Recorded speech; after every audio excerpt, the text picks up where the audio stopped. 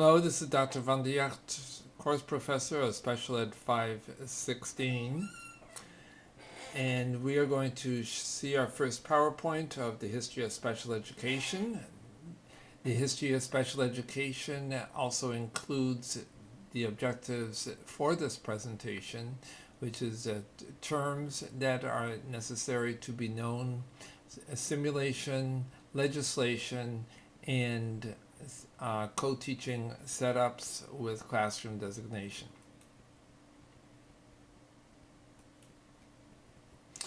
In order to do a good job with this PowerPoint presentation, every few slides there will be some questions that will need to be answered. These questions should eventually go into the Dropbox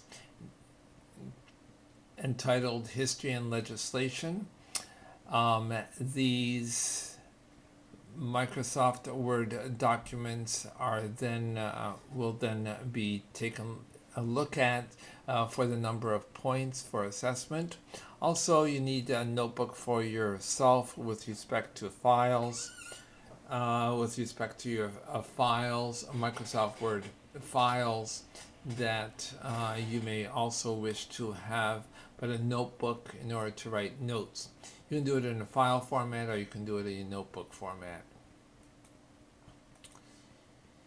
Okay, first, what is a disability? Okay, a disability can be a genetic or it can be an acquired type of a, what shall we call it, a deficiency. Disability, if it is a genetic disability or a disability that is caused prenatally, can be something like a learning disability. It can be something like Down syndrome. And many of you have seen individuals who have Down syndrome. Their main characteristic is like a large tongue that's too big for their mouth, or and cardiovascular disease, dry skin, these small, short forehead, often short in stature. They have an intellectual disability. That means that they have sub-average intellectual functioning, an IQ of 70 or less. They can be high functioning, so that you'll have them in your classroom and be able to teach them academic skills, or it's very, very low functioning, so that they may even need to be in hospitals and institutions. Disability can also be acquired. That means that it comes after birth. For example, if one is a football player and bang heads together, then they can have continuous concussions, have dizzy spells, have problems with some of their readings, spatiality problems. Any traumatic brain injury, because that's what this would be. Traumatic brain injury is an acquired disability. In other words, it stops them from learning and from functioning as the average person would, or up to their potential, Exceptional means that a person is so much above average or below average, generally, that they need a special program. Okay, this would be your intellectual disability again, as well as those who may be gifted. They are also exceptional. Now, there are also individuals who have exceptionalities, who have average intelligence. This average intelligence means that they can function quite normally, but there's something that is stopping them from learning, and they need that special program. These are individuals with average intelligence. They are individuals such as emotional and behavioral disorders, or they may have learning disabilities, which means that they have a big difference between their intellectual or their potential, their IQ, and their achievement, the way that they are achieving in school situations. If there's a big difference between those two factors, or those two types of assessments, their potential and their achievement, they have a learning disability. If they have a big difference between their reading ability and their nonverbal ability, their hands-on type of an ability, and the reading ability is very much lower than their nonverbal ability, that means that they have a severe discrepancy between the two, or a big difference between the two, which means that it also results in a learning disability. A handicap is something that the environment puts on a person. If your classroom is very full with all kinds of fun things to see and do, then it means that there may be one or two people who are very easily distracted and looking at all those things except for the important thing and the important person, which is you. You should be the focus of their attention, but it is not so. And therefore, what you are doing is you are handicapping that person. You are part of the environment. You are stopping that person from learning. Therefore, you will need to make an accommodation by either changing the seat of that person or changing your wall hangings and decorations so that the person is not so distracted. So individuals who have attention deficit disorder are of this nature and need to be considered that. Also, children with autism have the same type of a problem. They will need accommodations. They will need to have something changed in order for them to learn the same content as everybody else. That's an accommodation. Okay, a handicap can also mean that a person is not very pleasant to a student, and therefore the student may become afraid of you and resist you. Individuals who are low socioeconomic status and are in school have huge roles to play at home, often are handicapped by the teachers because the teachers tell them what to do. They don't like to be told what to do. As a result, they become a behavioral problem which stops them from learning, so thus the teacher is handicapping them as well. Okay, so here are the three different terms, and remember that exceptional means that they need to have a specialized program. Okay, so what is it like to have a learning disability? So let's go ahead and take a look at similar to a simulation that may be helpful to get some idea as to what it is like to have dyslexia. In other words, the people who don't recognize words, recognize sounds, and thus have trouble understanding the meaning of the passage of what they are reading. Okay, so here we have a person with a learning disability. This is what you are going to need to do. Read the following story, and read only each letter one at a time. Like t, w, Okay, time yourself, start at the beginning and at the end. Find out how long it takes, but do it slowly. Do it slowly. And when you have finished, go to the next slide.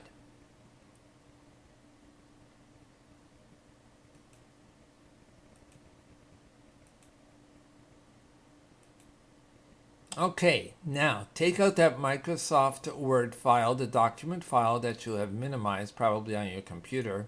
Here are some questions. How long did it take you to read a story? Without looking back, what was the story about? Answer these questions in your Microsoft Word document. Type it and save it under History and Legislation, to be later put into the Dropbox after all the other questions are finished, as well as we go through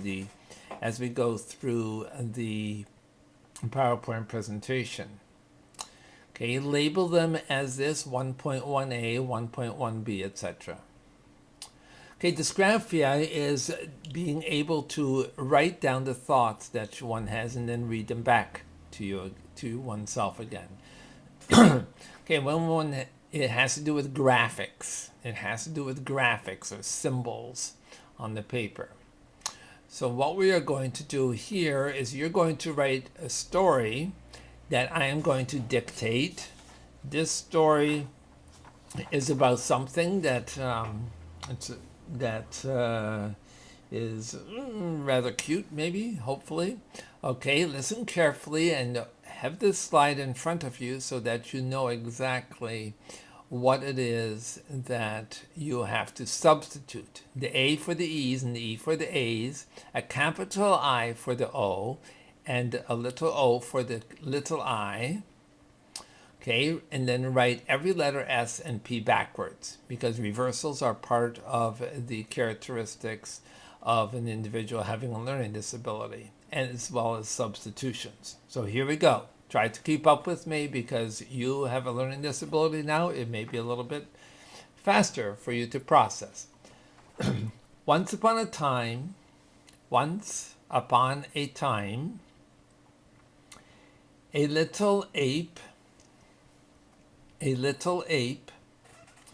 was walking around a lake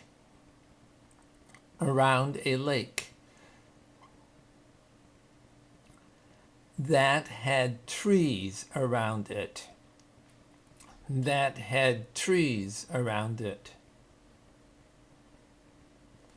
While taking his walk,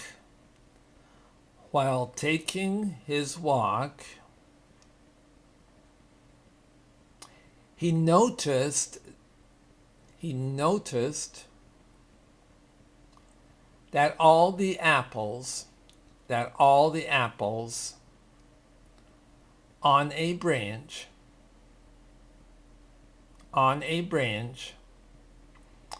had fallen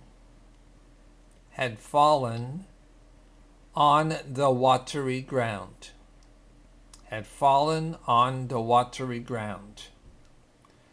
So sad, he said to himself.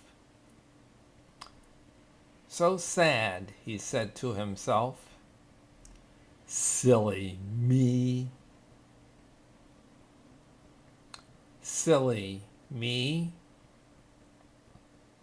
I am such a fool. I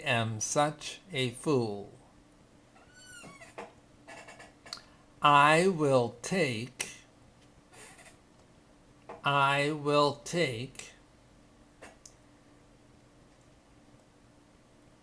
the apples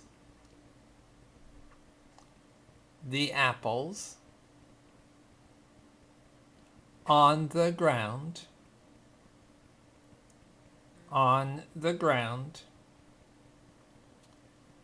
pick them up,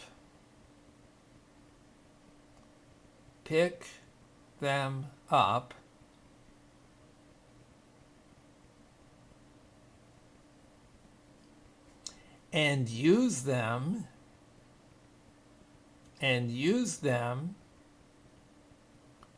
for apple cider.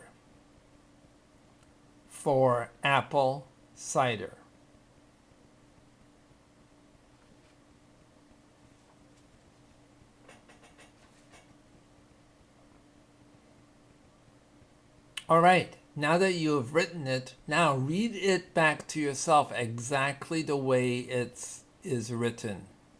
With all the substitutions and the reversals. See if you can make sense out of it. That is what you are just doing now for these 2 or 3 minutes, but what children with learning disabilities who have dysgraphia have to fight with every day, every hour. Teachers say, take out your science books, let's go do this. Let's turn to page such and such, and then they say, huh? What's this? I don't know, I can't find it, I can't read this, I'm the dummy in the class. Okay, here is the little thing that I just read to you, so you can go ahead and check it out and see what it says. Some other definitions are very important. What is at risk? And what is developmental delay? Okay, At risk, of course, means that there's a high probability of a deficiency or a deficiency, an exceptionality to occur. Okay, and look in your book as to the definition as well as developmental delay. Write out the definitions based on your textbook on your Microsoft Word file and label it as 1.2. Know what the definitions are. The one about developmental delay, look at that each state is different and the example that is given there. Okay, what does inclusion mean? There are two definitions of inclusion. There's full inclusion. Full inclusion means that all the students are in the same classroom, those with and without exceptionalities, and the people who have exceptionalities stay there all day. They are not taken out. They are not taken out. Okay, with IDEA, it's a little different. They are in the general education classroom. However, if their disability is severe enough based on their evaluation, they may receive services outside of the classroom. They may receive services like a learning support classroom, may receive services of a speech and language pathologist, as a vocation for vocational rehabilitation. They may have some physical therapy. They may have language therapy. They may have a number of different things. Okay, if the disability that's very much more severe, then they may need to go to a residential school, like for the blind and or for the deaf. Or if they may have a tumor in their head, and then they may have to be in a hospital or institution and receive special education services. All of these are special education services in different places. And that is also noted in your book, in your continuum of placements and services, or service options, as the book calls them. And find that in your book, and you should have read that. Okay. Now, the question for response 1.3 is, which type of inclusion would you think to be most beneficial for everyone? And why is that so? Okay. Is it for everyone, or if you want to change it a little bit and change it rather than everyone, for particular people? So what do you think, in your opinion, your belief at this point, is the best for individuals with exceptionalities as well as those without exceptionalities? Okay, now what we have here is the definition of special education. How can one become a special education teacher without knowing what it is like to be in special education and not knowing the definition of special education? All right, and there are some main parts that one can use for this in order to try to remember it, and it's easy. Okay, first, here we have specially designed instruction.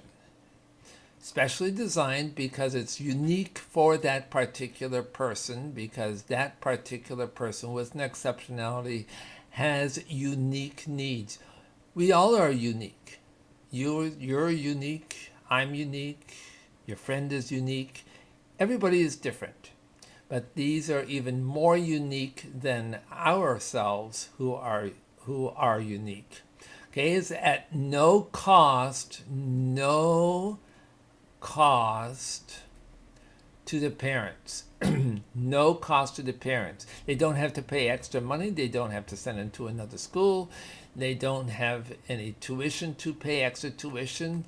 And check out the Park case, Pennsylvania Association for Retarded Citizens. That's why this phrase is in the definition. No cost to parents, because in the Park case, the parents sent their children to other schools, to faith-based schools, because Pennsylvania said these children just with mental retardation at the time, mental retardation just can't learn. They just can't learn, so we don't want them in the schools. Okay, then we also notice that the third major concept, they meet the unique needs of a child with a disability. Okay, it's unique needs. Note here, unique needs, specially designed instruction, and I just mentioned that. Then comes, where are these children actually taught? Okay, and notice it says classroom is one.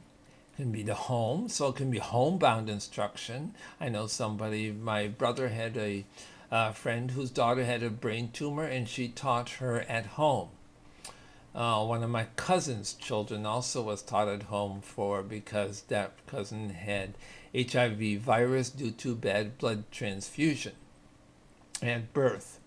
Okay, it could be in hospitals as well. Think of St. Jude's Hospital. There are children there with tumors in their head with all kinds of problems. Research hospital. They need to have an individualized education plan. Institutions, other settings, as well as in physical education.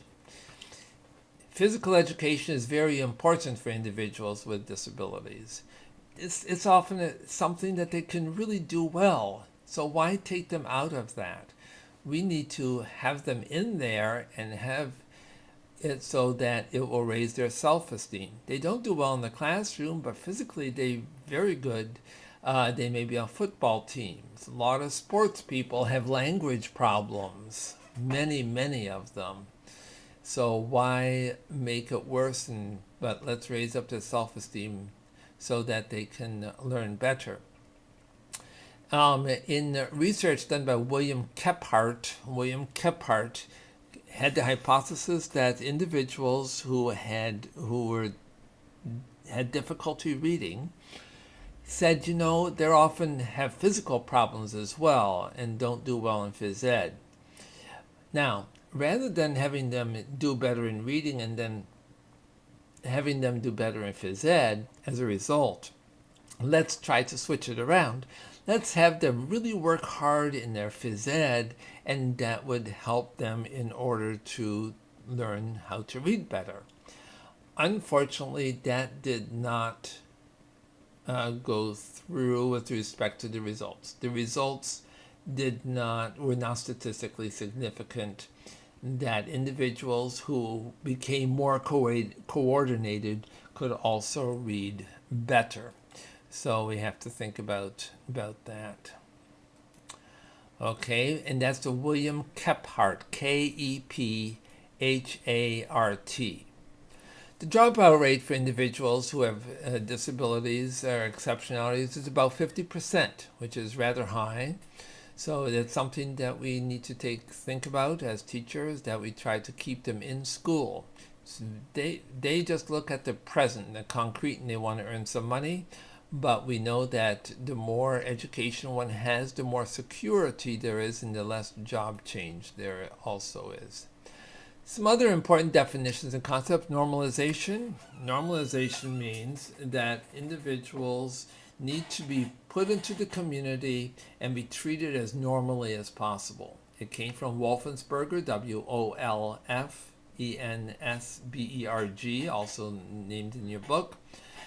And that's that we treat them as normally as possible in the community as well as in school and other institutions.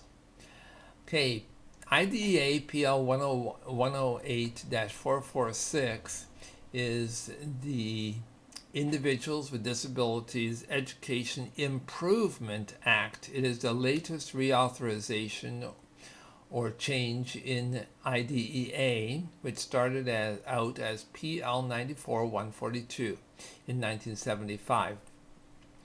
Okay, and this law had a change, major change in 1990. And these two very important things occurred that you need to know, you must know. One is that two categories, autism and traumatic brain injury, were added, and people first language was put into it. Before, it was called the Education for All Handicapped Children Act. Education for All Handicapped Children Act. That was the first name. Now it's not handicapped children anymore. Now it's the individuals with disabilities. The disability comes second, and the person comes first. The person comes first. And with the person coming first, it's very important to note that we now say Johnny with a learning disability, Johnny who has a learning disability, Hannah who has a behavioral problem. Okay? Though that's people first language. The person is the most important. The disability is secondary. Okay, even though we work with them and this course is about that, and we have programs, it's always the person first, and that is the law. So no papers are to be written without people first language. You must have people first language in it. Rosa's law is just the most recent law in which the term mental retardation has become defunct. And now we call individuals who have sub-average intellectual functioning with adaptive deficits those who have an intellectual disability. Those who have an intellectual disability. That is the law. That is the law. So you can tell your neighbors that they don't say mental retardation anymore. It is intellectual disability. Okay, categories and labels. There are pros and cons of labeling, and this is what I want you to do. On pages 10 to 12, there's a listing of the pros and the cons. And I'd like you to rank the 4 highest of the pros as well as to rank the 4 highest of the cons on your Microsoft Word document and explain why you ranked them in the way you did. Label your rankings and answer it as 1.4. 1.4. Take a good look at them. Some of them are difficult to decide. They really, really are. One thing that's very important to think about is, are they educationally relevant or helpful? Labels. How helpful are they really? We do need them for government funding. They need to know how many individuals have learning disabilities, how many individuals have severe multiple disabilities. More funding can go to those who have severe and multiple disabilities because they need more therapies. They need more types of computers, assistive technology, than those who have learning disability, for example. So the government needs to know that. There are approximately 6 million individuals or students who fall under IDEA. And this has not really changed. In 1994, when I started my PhD, it was the same number as well. So that's something to think about. Okay, we continue here about the prevalence, and these are things that I would like you to do. Take a look at textbook pages 12 to 16, and what can we learn from the pages in these graphs? How many individuals are labeled learning disabled? How many students receive special education services? Compare and contrast the number of those with learning disabilities versus those who have intellectual disabilities, for example. All right, put them on a normal curve, and you'll see who receives the most services or who are served the most. Okay, and answer these 2 questions and label them as 1.5. This is an important answer for you. It will reappear again on exams just like the other questions may or may not. Okay, IFSP, an Individualized Family Service Plan, pertains to ages 0 to 2, and these parents who have these very, very young children do have a choice. They do not have to have early intervention. They do not have to have early intervention. If they say, well, we can do it ourselves, we don't want any government interference or educational or state interference, rather, same thing, then they don't have to have those. Okay, but they are encouraged to have services for their child because we know that the faster early intervention services do come, the less impact it will have in the child's life later on. An IEP is for age ranges 3 to 21. Okay, that's the individualized education program.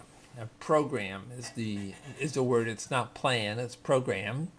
Because in that program it talks about the current levels of functioning of the particular child, and then it draws up goals as to what the child needs and what we're going to aim for.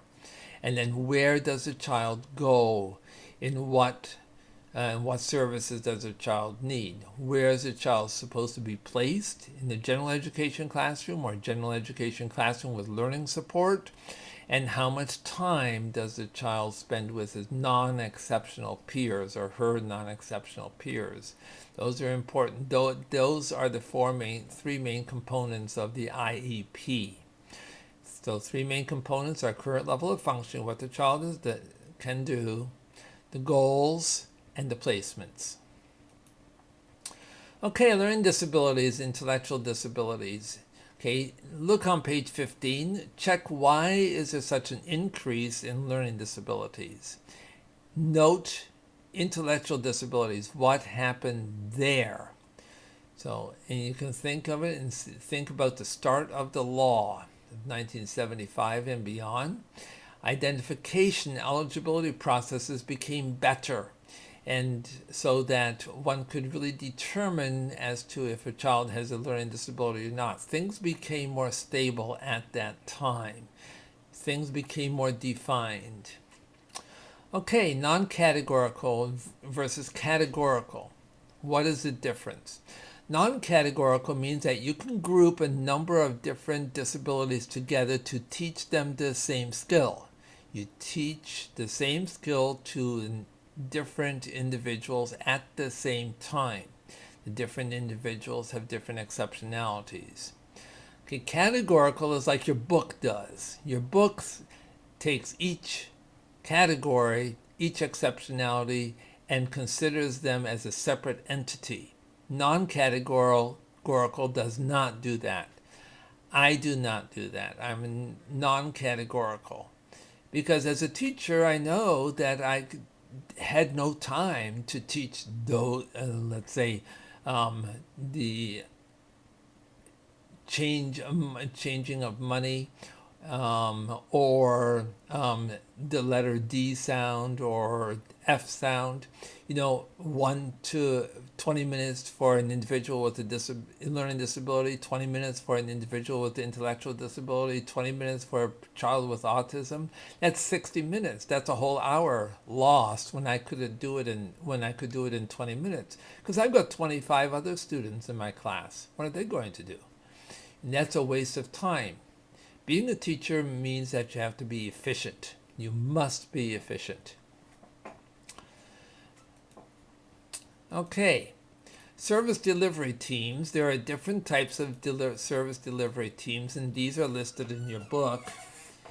And the multidisciplinary teams are the ones who are what I call the coldest. They're the coldest. They do their own little thing. They think that they are boss in their room, and they are boss over the children. They write their own objectives. They write their own assessments, their own tests to test their objectives. Each one does their own thing. There is no talking with anybody else. They give them the cold shoulder with respect to the children and the students. Interdisciplinary teams is different, and if you look in your book and you look at the interdisciplinary team picture, it means among them. They talk amongst each other. For example, let's say that we have an art teacher, and we have a math teacher, and we have an English teacher. The art teacher says, you know what, I've got a unit on cubism. And we're going to talk about cubism and the different shapes that are used and how these different shapes become beautiful pieces of art. Well, says the math teacher, you know what? You're talking about cubism. I will do geometry today, or for for my unit at that same time that you're doing cubism. In this way, the same concepts are being reinforced. And I, as the math teacher, am going to say, what did you learn in art class? In art class, you talked about cubism. What is a cube? Okay, what is the volume of a cube? How much does a volume increase when the cube is made longer or wider or larger? Okay, and then the English teacher says, oh yes, you know what I can do? What I can do is, in English, my students have a lot of trouble writing. They don't know topic sentences. They don't understand that a topic sentence is going to be the very first sentence in the paragraph, and that the paragraph will support the topic sentence. So this is what I'm going to do, is I'm going to make a graphic organizer out of cubes and shapes, rectangles and triangles. And I'm going to have the triangles as supporting details to show supporting details, and the large rectangle as their main idea.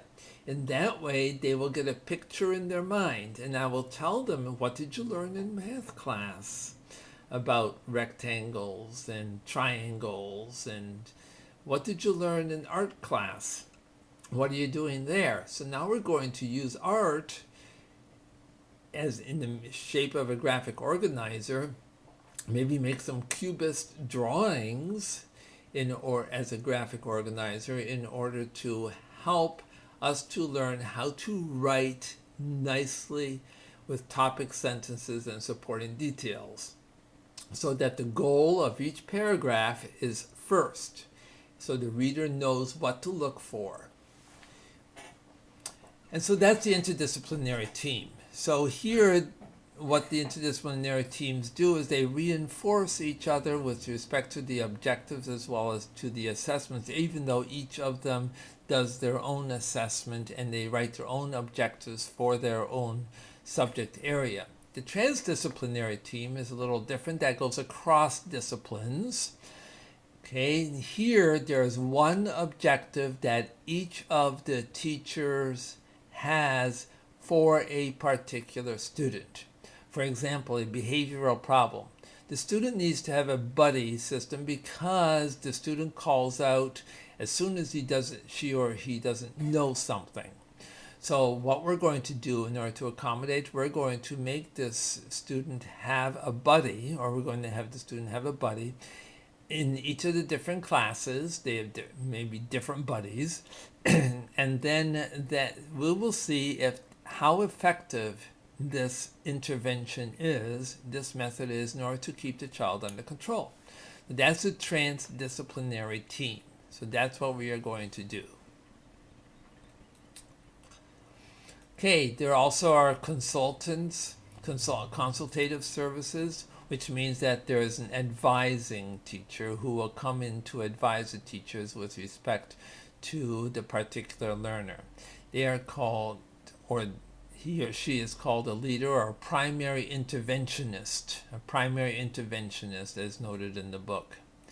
Now, there are different ways in order to have cooperative teaching, which are very important. Okay. One of these, the very first one that we have here, is one teaches and the other one observes. That means that this observer can document information about the students. They can document if the child is restless. They can document if the child is not paying attention, how many minutes the child is not paying attention. May do functional assessments, in which one has to do observation. May also do progress monitoring. Okay, you have to be very careful with this one here, as well as with this one here, that the special education teacher, that the special is not considered to be any less than the general education teacher, because they are equivalent. They are equivalent. The difference is that their functions are different. The function of a special education teacher and the knowledge of a special education teacher is much more in certain areas than in the general education teacher is. Okay, so the children should never ever think or consider that the special education teacher is any less than the general education teacher. Special education teacher carries just as much authority in the classroom as anybody else in the school. Special education teacher may be a very supportive teacher and help out the children if they have lost their pages, in order to take a look at some of the skills, to help with some of the skills. If a child gets stuck somewhere, to teach it at their desk, to one-on-one direct instruction. Okay. Then we have station teaching. Station teaching is learning center teaching. Okay, you put the students in groups of 4, and then each, or 5, and then each group may have a different activity to do. Okay, maybe a learning station as well. Station teaching is like a group of 4 students. No, a group of 4 desks rather is turned into an auditory learning center. Then there is another group of 4 as visual learning center, another group of 4 as visual auditory kinesthetic tactile learning center. So these are different learning centers, and the children may move from one to the other, or the one may be a writing center, the other one may be a word recognition center, the other one may be a reading comprehension center, and the other one may be a math center. Okay, so that's station teaching. Then we have parallel teaching. Parallel teaching just diminishes the teacher-student ratio. Okay, so you cut the class in half, and they both teach the same content. But rather than having 20 students for one teacher, now it's 10 students for one teacher. So more attention can be given to the students. Alternative teaching. Alternative teaching is a small group and large group. The special education teacher would take the small group and work with them on their skills. This would be more like tier 2 level in response to intervention. Tier 2 level for response to intervention. Okay, alternative teaching is very nice for in the classroom, and everybody is well occupied in that, and those who need special help or assistance will get that. Then we also have team teaching. With team teaching, there is one lesson, but the lesson is split up into different parts as to each teacher. The special education teacher may start the lesson with a motivational device or something exciting to get the children excited. Then the regular education teacher may go ahead and give 5 to 7 examples that are needed, positive examples as to what the skill is that to meet the objective in order so that the children can learn this. Okay, and then the special education teacher will help with guided practice and do some guided practice and examples with the students, and then the general education teacher continues to do that as well. And then another teacher does the closure after independent practice is done. So it's the same lesson, but the lesson is split up between the 2 teachers. So that's an important difference that needs to be known among all of these. Okay. So now, which type of co-teaching method would you prefer if you were teaching at the following levels? And I've got these levels here. Explain your rationales for that as well. Okay. One of the things that we must do is we must try to keep our students in the classroom as much as possible. And there are 2 terms that you need to know: accommodations and modifications. When we accommodate, we have the same content. The student has to learn the same content as everybody else. but they have a different access. Maybe they need an enlarger. Maybe they need a document camera in order to see things better. They may need a larger font on their paper. Okay, they may need to be separated from the rest just because they can work better by themselves and not with some noise around them. A modification is different. Modification is the content is changed. In other words, rather than learning Spanish like everybody else, what the child is going to do is going to be learning some more functional skills of counting money instead. Okay, or rather than having 10 words to learn for the spelling words, only have to learn 2 for the day. So this is all to tier 1 of response to intervention level. Response to intervention level, and that is written in your book as well. That's where the general education classroom is. That's tier 1. Okay, now here we have the Gascon Agreement. With the Gascon Agreement, what you need to do is you need to look it up on the web and explain what it was, why it came about, and for what state did it come about. Label your answer 1.7. Now you also need to think about classroom design. Classroom design means how am I going to design my classroom so that every person in that classroom can learn to the best of their ability, regardless if they have an exceptionality or if they don't have an exceptionality. I have to decorate my classroom. I have to put my furniture in the right places. I have to make sure that the air conditioner is quiet. Okay, all of these things I have to think about. So, things to think about. Think about the noises that are in the classroom. Are they going to be distracting? And who are they going to be distracting for? Where is the sunlight going to come in? Think about that. Is it going to throw a glare on the paper? If it throws a glare on the paper, people who have low vision can't see the paper because that's one of their difficulties that they have is having glare on the paper. Okay, are there distracting things around for the person who has attention deficit disorder and has trouble concentrating because there are so many wonderful things to look at? Okay, inside, outside, are they by the window? You know, how many birds are there that are chirping away?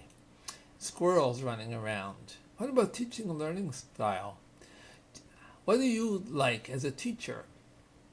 What type of a teaching style do you use? Do you use more visual? Do you use more auditory? Do you use more kinesthetic, tactile, or hands-on type learning? Okay, you're going to use all of them at some point or another because you have to address everybody's needs. So where would you want to place certain students, such as these that are listed there? So now what you are going to do is you're going to draw a classroom based on the next slide on which the criteria are specified. Give rationales, reasons as to why you're placing the students in the specific locations. Give a rationale as to the type of co-teaching model you chose. Okay, and that's response 1.8. And here's your classroom, here's your class. Where will you place the students so that they can learn the best? Okay, let me get my little pointer out again here. It's kind of cute. Okay, where are they going to learn the best? Okay, place student desks, okay, furniture, okay, air conditioners. All of these have to go into your picture of your classroom. Okay, and you pick your own classroom and your own class content that you wish to have. If you're going to elementary, you have to teach all of them, of course, all the different subject areas. So that'll be easy if you're doing a higher classroom like high school, then you will still need to do this, of course. But you probably will have only one content area. For instance, you're going to have math, or you're going to have social studies, or you're going to have physics, whatever. Okay, but in your classroom, regardless of elementary or secondary, 2 of them have a learning disability, and they can't add or subtract beyond 20. Okay, in other words, they have dyscalculia, dyscalculia, dyscalculia. Okay, it reads at first grade level. So even though you may be doing secondary, you will have students who will be only able to read at primary grade level. In fact, a student teacher, we heard a story about a student teacher who thought, from another university, who thought that he'd go into the history secondary class. He had this beautiful lesson all prepared. And then the teacher of the class said, well, welcome to our history class. Half of these children can't read. Half of these students cannot read. They're not on level. They can read about grade 5, 6 level, maybe 5. The whole lesson plan went out the door. It didn't work. Welcome to the real world. Welcome to the real world. When attention spans at the high school level are 10 minutes, 10 minutes, cell phones take priority over learning. Welcome to the real world. And it's not only at high school level. Okay, now you also have somebody with ADD with hyperactivity. In other words, he dreams a lot, but at the same time also has high energy level and can't sit very long. So in other words, does not practice what she or he is trying to learn. You have a cerebral palsy. That means intellectually they're fine, but generally, depending on the amount of brain damage, if that. But this one is gifted. And he's in the wheelchair. He's hemiplegic. Half of his body is paralyzed. Okay, then you have to have a co-teaching setup, and you have to determine the type of co-teaching you wish to use. So you've got quite a number of things to consider here as you do this.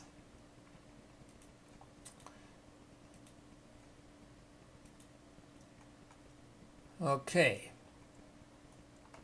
So, now that you have this, you are going to design this classroom. This is your last activity for now. Put all of your responses on the Microsoft Word document and place it into the Dropbox. By doing that, that will be very, very helpful. And the assignment is due Saturday evening by 11 o'clock. Okay, there is a class for classroom design or for design classroom on Google that will help you in order to start a file for your classroom. It's really, really neat to have that. Just type in classroom plan or designing classroom designing classroom, and the Google should pick it up pretty quickly. Okay, have a good day and enjoy yourself. I know this is rather lengthy, but you had enough to do here in the meantime, and I hope that you enjoyed it. And I look forward to seeing you in some way, hopefully little pictures that will appear on your with your name and your introduction. Okay, I'm doing this slowly since there are a number of different things that I have to get used to as well, and I hope all of you will do well as well. Everybody has different expertise with technology. Technology is not my major one, so hopefully also that this file will open up in your computer. Since I'm using a camera in order to photograph the screen on my monitor at home. Okay, all the best. Take care. Until later. Have a great rest of the day. Thank you very much.